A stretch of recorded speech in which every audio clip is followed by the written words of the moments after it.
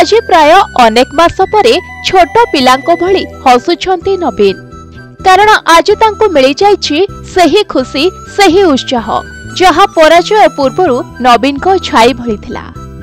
सेथिपाई तो ढोल बाजार ताले ताले नाची उठुछि पूर्वतन मुख्यमंत्री नवीन पट्टनायक मन।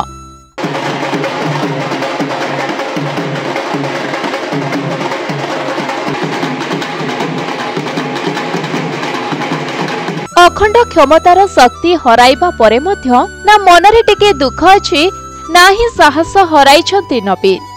जेतेबेले आखि आगरे निज कर्मी मानकु ढोल बाजा बजाई खुशी मनाइबार दृश्य देखिबा सह पूर्व भली नवीन को प्रति समर्थन थिबा कथा जानी सतरे जेमिति नवीन को देहरे 100 सिंहर बळ आसी जाइछि।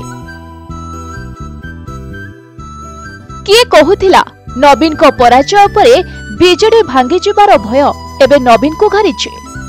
किए कहुथिला बीजेडीर दल एबे खंड विखंडित हेबाकु जाउछि, किंतु आपण एही दृश्य देखिबा परे ठीक अनुमान करि पारुथिबे आज नवीन को पाखरे मध्य सही शक्ति रहिछि जहा समस्तंकु बांधी रखिछि।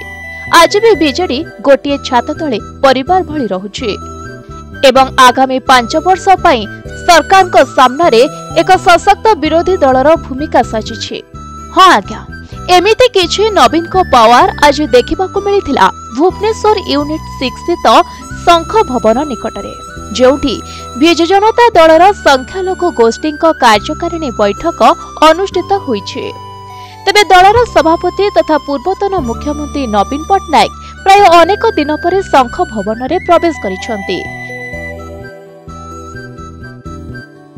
तबे जेतेबेले नवीन कार जोगे शंख भवन रे प्रवेश करिथिले एहा परे परे ही चित्र और चरित्र सब किछि बदली जाइथिला, कारण नवीन को सही सुखी जाइथिबा मुहटी हठात खुशी रे हसी उठिथिला। निज कार भितरे बसी शंख भवन परिसर रे आसुथिबा समय भावविह्वल होई उठिथिले नवीन। हठात से आश्चर्य होई जिबा सह कर्मी मानक द्वारा अद्भुतपूर्व समर्थन देखि हठात हसी उठिथिले। हुए तो नवीन चलित वर्ष निर्वाचन रे हारी जाइछंती, हेले हारी जाइनी तांकर उत्साह, भांगी जाइनी से दीर्घ वर्ष धरि गढ़िथिबा दल, हारी जाइनी तांको भल पाइबा। गोटे पटे आज गुरु दिवस थिबा बेले अन्य पटे निजर दीर्घ वर्षर विश्वास और भल पाइबा पाई जो दल गठन करथिले सेही दलर कर्मी माने आज तांको मुंडिया मारिबा सह आशीर्वाद मध्य नैछंती। विगत किछि दिन धरि शंख भवन रे विभिन्न गोष्ठीर कार्यकारिणी बैठक आयोजित हेउथिबा बेले प्रत्येक बैठक रे निजे नवीन उपस्थित रही सांगठनिक कार्य को आगको नेउछंती। सेपटे कर्मी मानक एभली उत्साह और नवीन को प्रति भल पाइबा साधारण रे आलोचनार मूल केंद्र पालटिछि। भुवनेश्वर विश्वजीत को रिपोर्ट, प्रतिदिन टीवी।